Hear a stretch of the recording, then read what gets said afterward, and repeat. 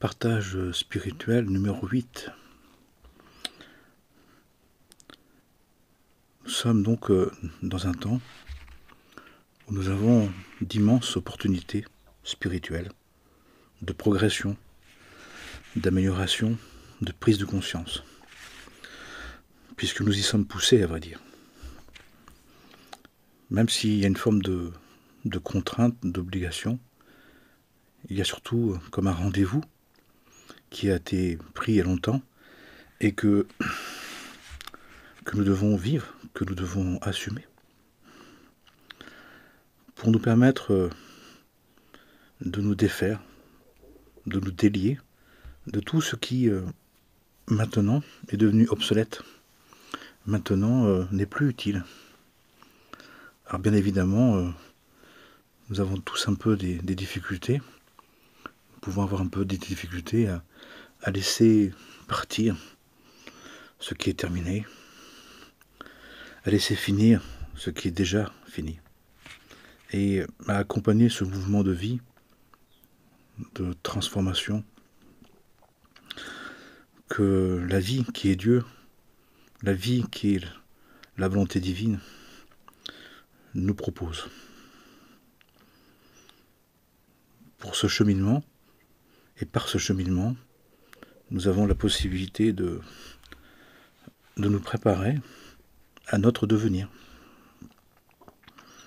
Devenir sublime, devenir qui sera, nous dit-on, un temps d'humanité où toutes nos espérances seront revenues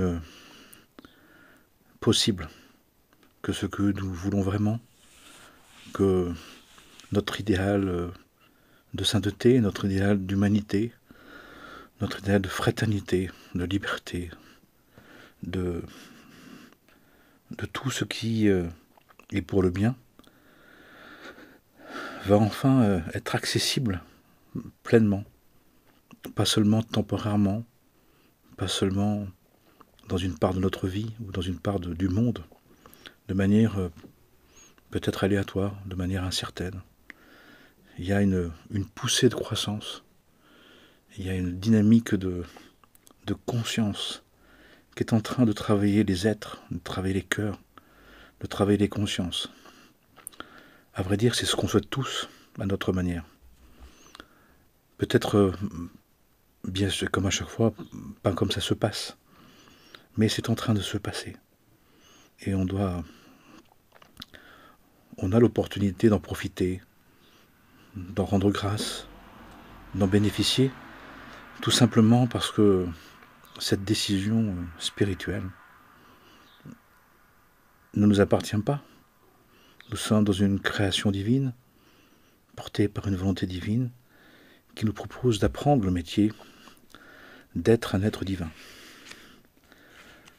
Qui fait que nous sommes en apprentissage, mais en apprentissage de nous conduire comme un être divin.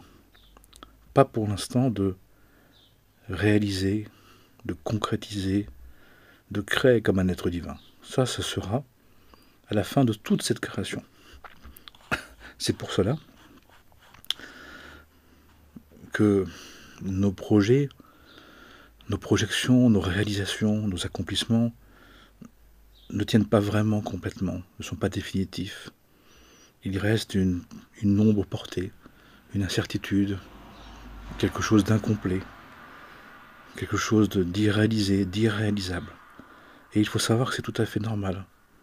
Il ne s'agit pas de s'en affliger ou de s'en peiner pour rien. Tout simplement parce que nous sommes déjà là pour apprendre une attitude divine, une attitude respectueuse de la vie, une attitude bienveillante, compatissante, bénissante. Ces fameux 2 commandements, l'amour du prochain, en commençant par ne fais pas aux autres ce qu'on n'aimerait pas qu'on te fasse et fais aux autres ce qu'on aimerait qu'on te fasse. Et puis le 2e commandement qui est comme le premier, qui est aussi grand que le premier. Tu aimeras ton Dieu de toute ta force, toute ton âme, toute ta conscience, qui fait que nous sommes là d'abord pour apprendre qu'il y a un créateur dans une création et qu'il a édité des lois divines, des textes sacrés, même s'ils peuvent paraître incompréhensibles ou pas suffisamment compréhensibles, mais ils le sont quand on cherche vraiment, on trouve. Eh bien, nous disent les règles du jeu, nous disent comment vivre cette vie, comment nous conduire, comment nous pouvons et nous devons apprendre à nous conduire dans les événements. Et c'est à cette condition, cette vraie condition, cette seule condition, qu'à un moment donné, on peut réaliser quelque chose en ordre, c'est-à-dire selon l'ordre divin. Et la caractéristique de quelque chose qui est fait en ordre divin, selon l'ordos spirituel du divin, c'est qu'il n'y a pas d'ombre, c'est que c'est définitif, c'est que c'est juste entièrement, que c'est un acquis, qu'il y a une étape d'acquisition de la conscience qui est définitive. Définitive signifiant, voulant dire, qui perdure de vie en vie. Il y a un degré d'avancement, de réalisation, de complétude qui est acquise, qui sont acquis définitivement. Mais ça passe d'abord par un élément essentiel, puisque nous sommes venus d'abord apprendre une attitude, acquérir une attitude. Et ça passe d'abord par tout le travail d'obéissance, d'acceptation, de renoncement, de contentement. Tout ce que notre âme naturelle, dans sa version égotique, ne veut pas, ne supporte pas, n'accepte pas, ne tolère pas. Si on regarde de ce point de vue notre vie, ce qui se passe, tout est fait pour nous apprendre à respecter les lois de vie, à les apprécier, à les désirer, à les appliquer. Et tout ce qui se passe d'inconfort, de peine, d'outrance, de colère, sont une réaction, sont des réactions au fait d'apprendre, de devoir apprendre à accepter qu'il y a des règles du jeu ontologiques, des règles du jeu de l'être, des règles du jeu de la vie, qui sont dans les enseignements. C'est pour ça aussi que les enseignements ont été repoussés. C'est pour ça que les enseignements demandent à les travailler. Mais si on cherche, si on étudie, si on s'abreuve aux lois divines, aux principes divins, eh bien on va comprendre que tout est organisé selon les principes que le divin a édités et que c'est la première chose que nous avons à accomplir. Vous entendez ? Je n'ai pas dit la deuxième chose. Je n'ai pas dit une chose. Je dis la première chose. Si nous regardons quelqu'un qui a une vie spirituelle, une vie religieuse spirituelle, ou une vie psycho-spirituelle, à un moment donné, la désobéissance, le désaccord à tenir compte des lois et des principes, des moments et des temps, coûte toujours de la désillusion, coûte toujours du désagrément, de la rancune, de la rancœur, de la colère. Et par compensation, une recherche inconsciente et plus ou moins involontaire, mais aussi plus ou moins volontaire et consciente, d'un savoir, d'un avoir, d'un pouvoir, comme même religieux, même spirituel, comme la possibilité de faire, ou de continuer à faire, ou de refaire comme on veut. C'est-à-dire, non pas comme Dieu veut, non pas comme le divin demande, mais comme on veut. On retrouve cette attitude chez chacun d'entre nous dans le fait de vouloir une vie, de prétendre à une vie, de désirer une vie, alors qu'on ne sait même pas si c'est vraiment qui on est, si c'est vraiment accessible. En faisant depuis plus de 30 ans maintenant, au moins, des thèmes de vie, c'est une caractéristique constante. Les personnes viennent quand ce qu'ils voulaient ne va plus, va moins bien, va mal. Non pas pour d'abord comprendre qui ils sont et de le respecter, mais pour retrouver ce qu'ils avaient déterminé comme juste, comme souhaitable, comme bon, selon leurs propres critères. Et sans cesse, les personnes veulent comme ils veulent, souhaitent comme ils le veulent, désirent comme ils le désirent. C'est de faire fi de ce qu'on est vraiment, c'est de ne pas être capable, de ne pas vouloir, de ne pas pouvoir, de ne pas oser, de ne pas accepter, de se définir au fur et à mesure à partir des événements qui nous arrivent. C'est d'oublier, d'actualiser ce que nous sommes, que la vie nous fait découvrir, que la vie nous donne à voir.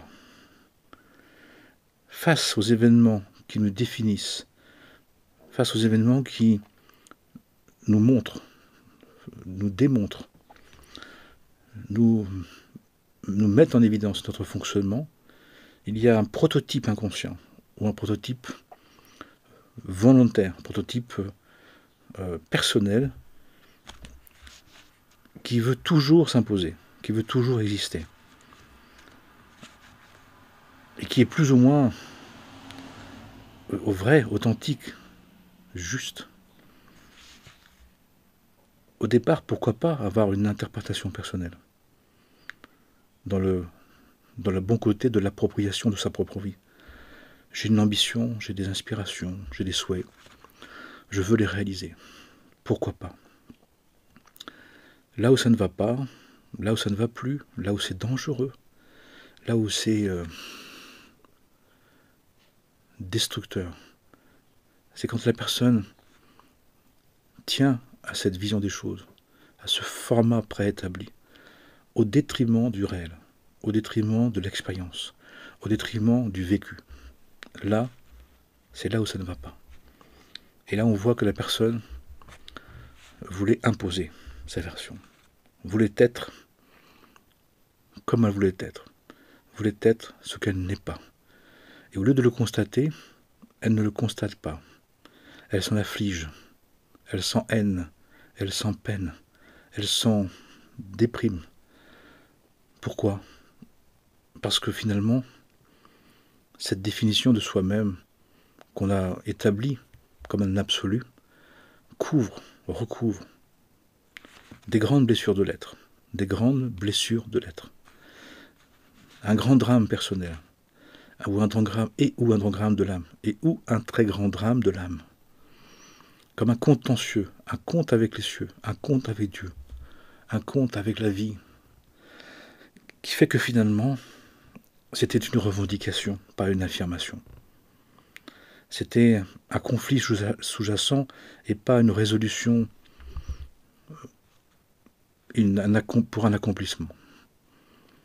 Et dans les temps actuels,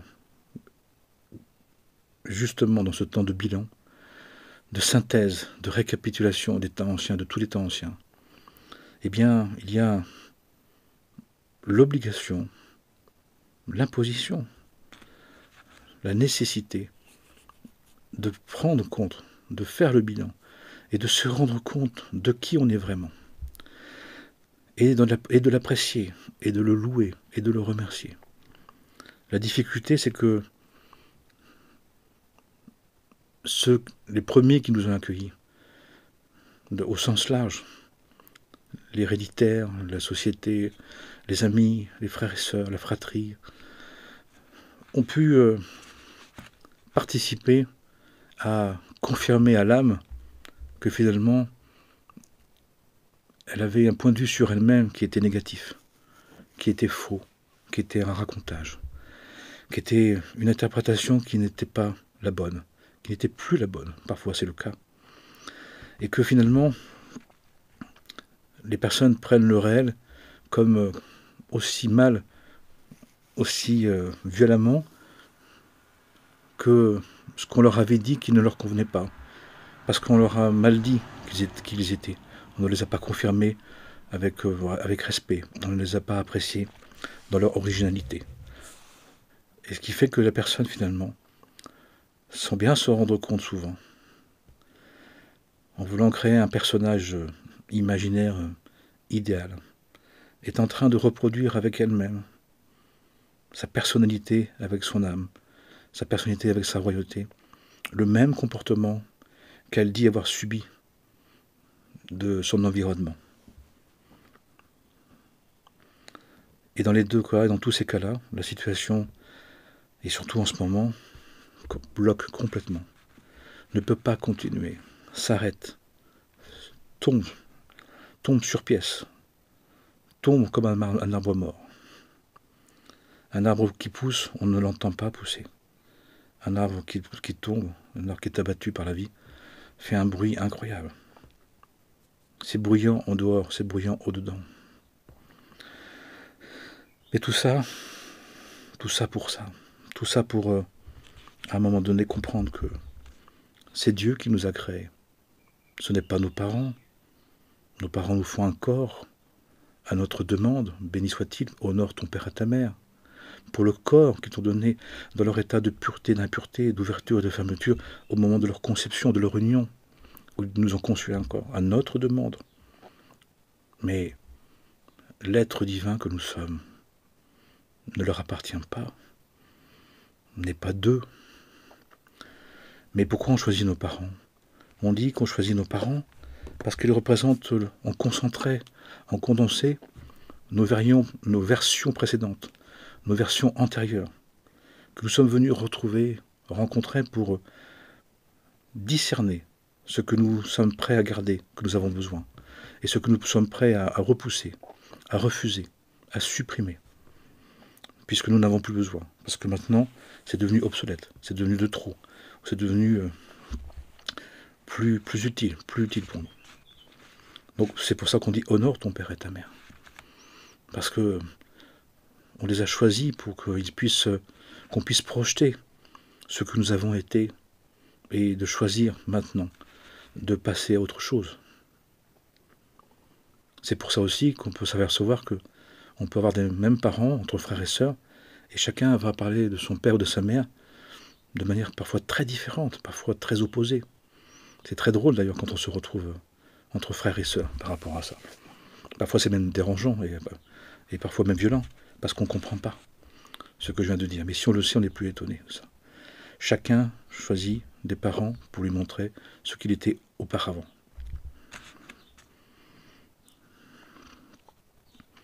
Ensuite, eh bien à nous de prendre notre vie en main, de savoir qu'on a un être divin, un fils, un enfant de Dieu qui doit devenir un fils ou une fille de Dieu. Un enfant divin qui doit devenir un être divin. Et pour cela, nous devons supporter que le maître de la vie, que Dieu, notre Père, sagesse, et notre Mère, intelligence, que Dieu, comme un Père avec grande sagesse et une Mère avec grande intelligence, nous met à l'épreuve, nous éprouve, veut nous proposer chaque jour, nous propose chaque jour, le pain du jour, le pain de la manne, les mérites et le pain du défi. Le défi de nous rencontrer, le défi de trouver qui on est, de prendre conscience de qui on est. Ce qui fait que chaque jour, il y a un mouvement de prise de conscience, un mouvement de révélation, un moment une possible conscience à acquérir, à développer. Ce qui fait que chaque jour, on change, on se transforme, on se modifie. Ça veut dire que chaque jour, alors, il y a une actualisation à faire.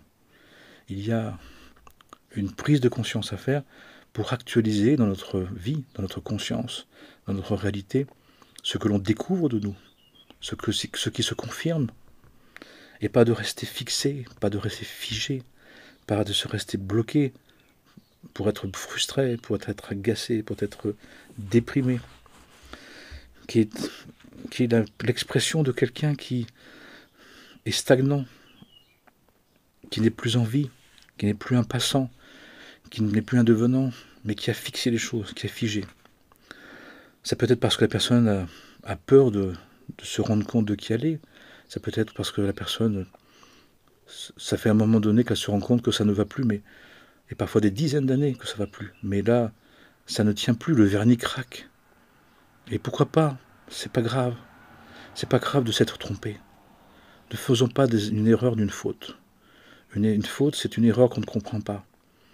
Et une faute devient après ce qu'on appelle un péché, un karma. Ça s'imprègne, ça reste et on va devoir y répondre de vie en vie, de passage en passage. Pour tout ça, on a besoin d'aide spirituelle. Il y a une chose essentielle à savoir.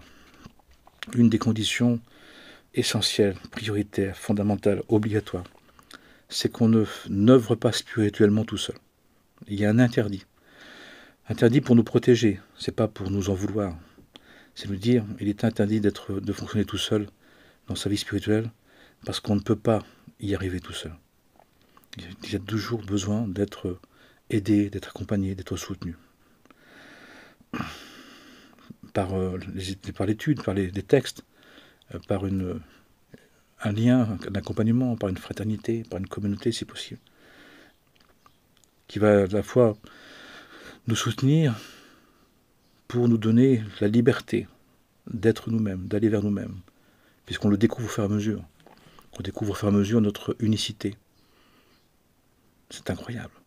Nous avons besoin d'un accompagnement, d'une aide, d'un soutien qui nous permettent de nous aider à voir, à percevoir, à réaliser, puis à accepter notre manière originale, différente, étonnante, particulière, de vivre les mêmes valeurs divines.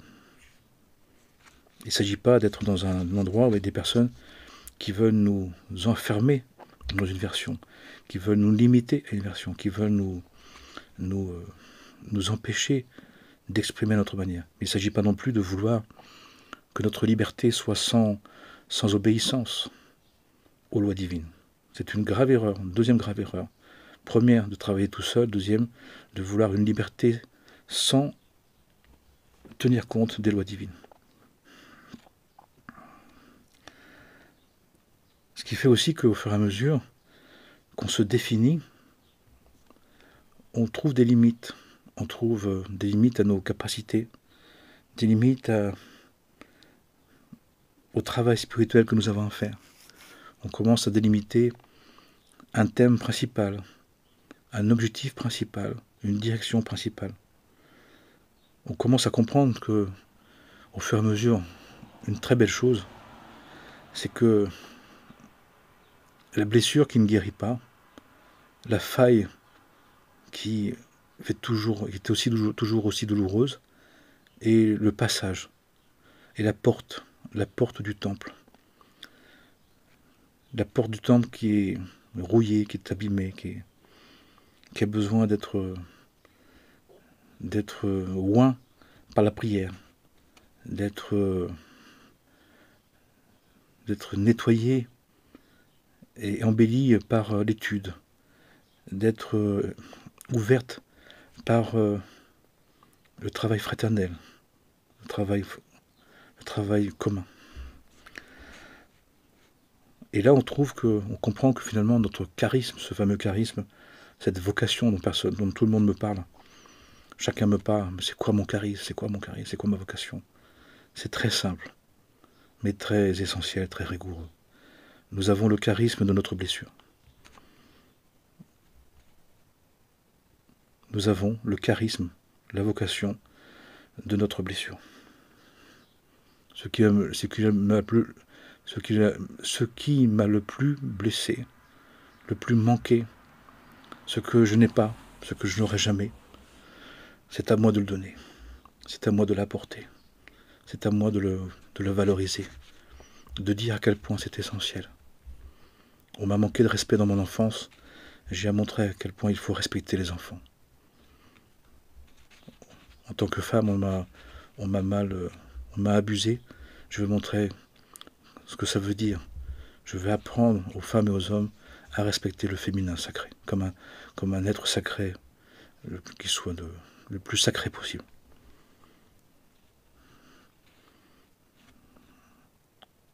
Notre charisme est notre blessure.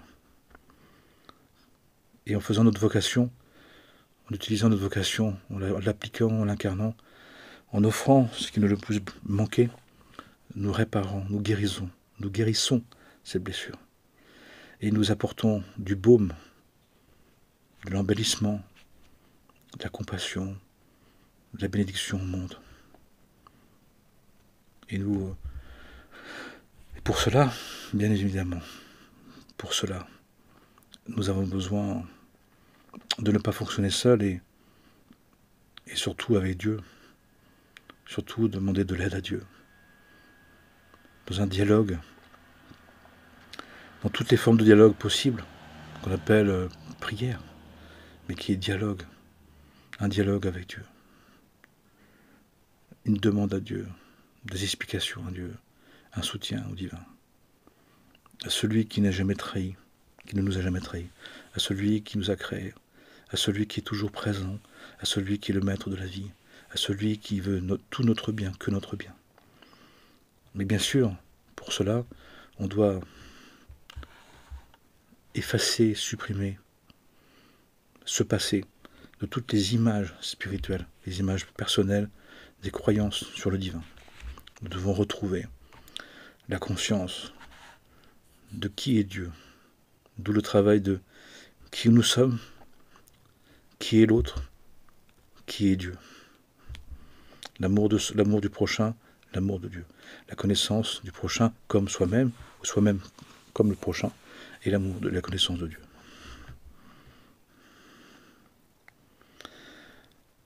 Tout ça aussi passe alors par des effondrements successifs, des déconstructions, pour une reconstruction.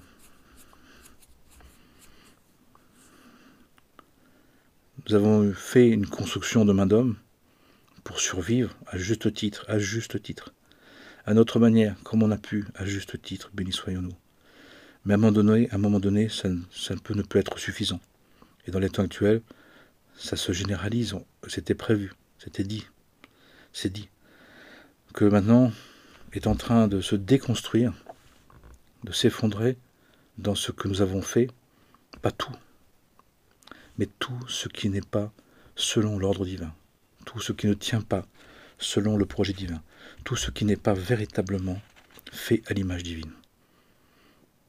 Donc nous devrions nous réjouir que la remise en question, la remise en cause, que ce qui nous échappe, ce qui nous quitte, ce qui se détruit, ce qui s'arrête, ce qui nous évite, ce qui ne veut plus de nous, est en train d'un point de vue spirituel, de nous permettre de déconstruire tout ce qui n'est pas juste, tout ce qui n'est plus juste, tout ce qui ne sert plus, tout ce qui ne sert pas, tout ce qui ne servira jamais, justement au chemin du devenir, à être des devenants. Bien évidemment, c'est pas facile, parce que nous nous attachons vite, nous sommes affectés, nous sommes émotionnés, nous sommes agités, nous sommes dans le pouvoir, dans le savoir, dans l'avoir, dans les possessions, dans les plaisirs personnels, dans les enjeux personnels, dans les valeurs personnelles, qui font que, au lieu de remercier, de rendre grâce, de bénir, on s'attache.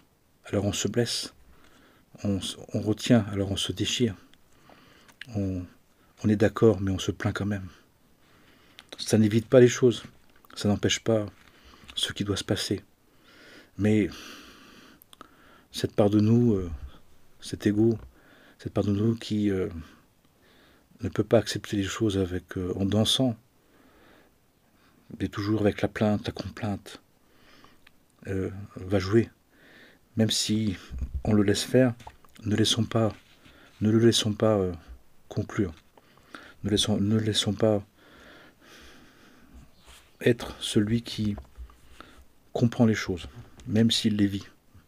Ne le laissons pas interpréter à sa manière ce qui se passe.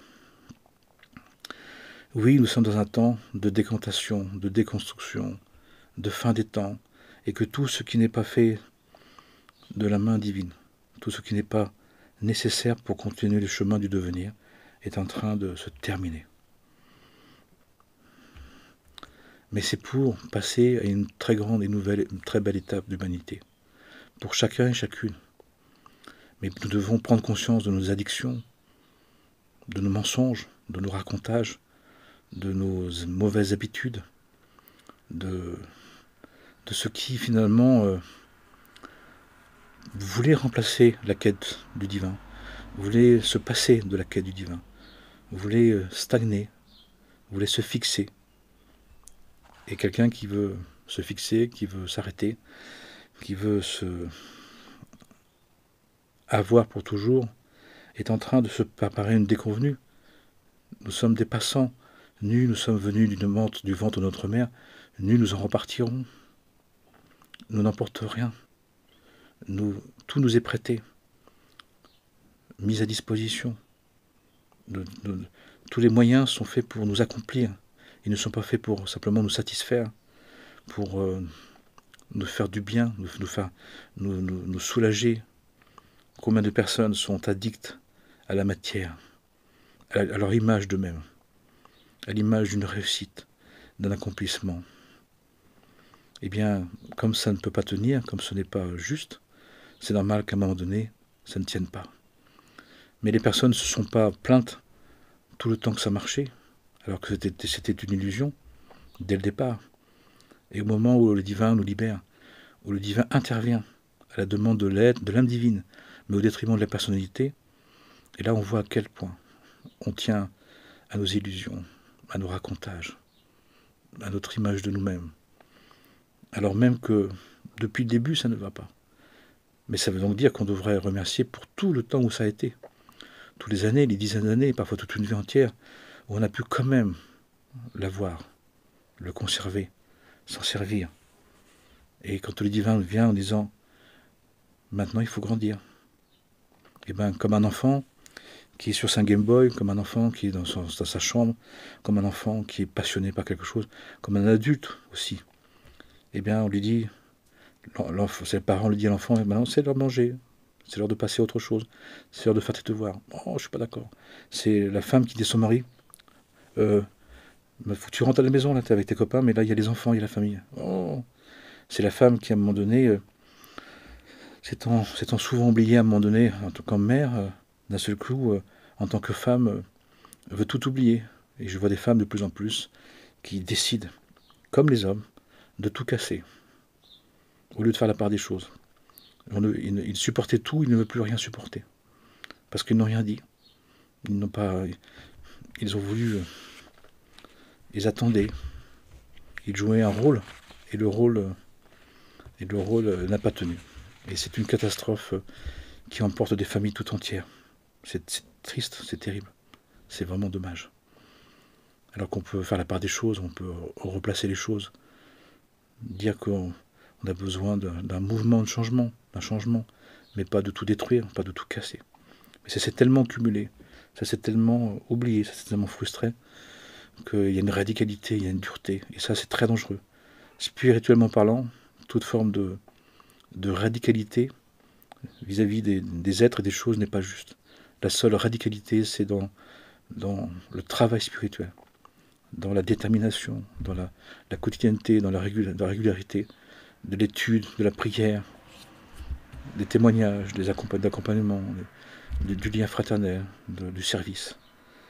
Mais tout le reste, il y a besoin d'y mettre de la douceur, d'y mettre des nuances pour éviter la catastrophe. Parce que si nous détruisons tout sans faire attention, et que comme je vois les personnes recommencent autrement, ben, ça fait la même chose, mais avec encore plus de désordre, encore plus de désastre, encore plus de peine. Qui fait qu'on nous dit que finalement le travail spirituel, c'est donc en premier lieu, surtout actuellement, prioritairement, de développer une attitude comme un être divin, d'un être divin, qui fait qu'on n'est pas encore dans la capacité d'accomplir et de réaliser et de créer comme un être divin. Ce n'est pas encore l'heure, c'est encore pas le temps. Le temps pour ça n'est pas venu. Nous ne sommes pas encore en capacité. Pour quelle raison? Parce que le temps d'humanité n'est pas venu. Et pourquoi? Et aussi parce que tant qu'on n'a pas purifié notre corps astral, notre corps des passions, qu'on n'est pas maître de nous-mêmes, on n'a pas la capacité de visionner, de savoir à quel moment, avec qui, comment, pourquoi, nous pouvons et nous devons faire des choses. Nous sommes aveugles et sourds, nous sommes borgnes et malentendants. Donc de fait, même si parfois on le fait quand même un peu quelque chose, ça sera toujours manquant pour l'instant, ça ne sera pas suffisant, ça ne sera pas entier. Donc le gros travail spirituel, humble, modeste, mais profond et sérieux, c'est d'abord de développer une attitude morale, éthique, respectueuse, de bon sens, de respect des lois. Premier mur, respect des lois divines, de les connaître, de les apprécier et de les tenir. Dans l'attitude, dans la relation, dans le travail. Deuxième, le bon sens et la morale. Il y a un bon sens. Il y a être dans la compréhension de comment on fait les choses. On ne fait pas les choses n'importe comment. Les choses se construisent. On ne plante pas un arbre n'importe comment, n'importe quand. Si je parle table arbre-en-biais au mois de juillet, il ne faut pas que je m'étonne que ça ne va pas pousser. J'aurais juste exprimé une toute-puissance et une ignorance, mais pas une connaissance et pas une grandeur d'âme qu'on appelle l'humilité. Un discernement, une sagesse. Le troisième mur, le mur de la morale, et en particulier la morale par le verbe. Combien nous sommes immoraux par le verbe. Nous parlons à tort et travers. Nous parlons sur les uns et les autres.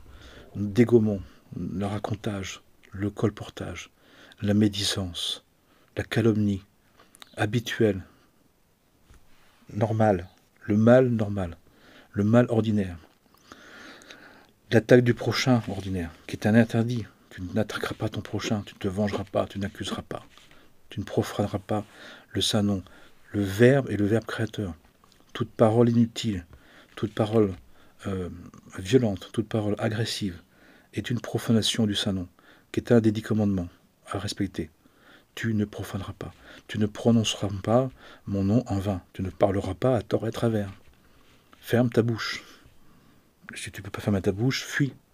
Reste tout seul. D'ailleurs, une des grandes raisons que des personnes se retrouvent seules et isolées et scellées, c'est qu'elles se sont mal comportées avec le verbe. Pas forcément que de cette vie, mais déjà dans cette vie. Et donc on les isole pour qu'on puisse leur permettre, un, d'arrêter de mal parler, deux, de prendre conscience à quel point les autres comptent, et qu'il y a à d'entretenir des bonnes relations. Trois, parfois on les protège de recommencer des autres. Ils sont dans un milieu, dans des contextes où ils ne pourraient pas s'arrêter, donc on les met de côté. Et il y a d'autres raisons encore. Voilà pour ce soir, voilà pour aujourd'hui. J'espère que ces quelques mots, ces enseignements dits partagés comme ça, comme dans une discussion, comme une discussion fraternelle et bienveillante, et puissent vous apporter quelques éléments de compréhension et d'éléments pour vous soutenir, surtout pour tous ceux et toutes celles que je sais être seuls. Je reçois beaucoup de messages de personnes qui me disent « je suis seul, je suis isolé, j'ai tenu comme je pouvais, à ma manière, mais là j'y arrive plus, c'est très difficile, je le sais. Je vous bénis, que Dieu nous bénisse, sachez que vous n'êtes pas seuls. Nous travaillons en réseau, nous travaillons à cœur dans une fraternité invisible, dans une communauté de principes divins, et qui, pour le bien de tous les êtres, pas que pour nous, attention. Il ne s'agit pas de faire un énième groupe qui pense à lui et pas aux autres, c'est surtout pas ça. Mais le travail spirituel de ceux et celles qui n'ont plus de patrie, c'est de travailler pour l'universel. C'est leur rôle, c'est leur charisme, c'est leur fonction. Eh bien, puissions-nous continuer à le faire ensemble et que ces quelques mots puissent nous aider les uns les autres. Que le Saint-Nom divin, béni soit-il, nous bénisse, nous guide, nous soulage et nous fortifie dans ce chemin d'appropriation des vérités divines universelles, à notre manière, pour que nous puissions nous en habiller et ensuite les exprimer en pensée, en parole, en acte, pour le bien de tous les êtres. Amen et Amana, que la paix soit sur nous, en nous et tout autour de nous, pour le bien de tous les êtres sans exception possible et imaginable. Amen et Amana.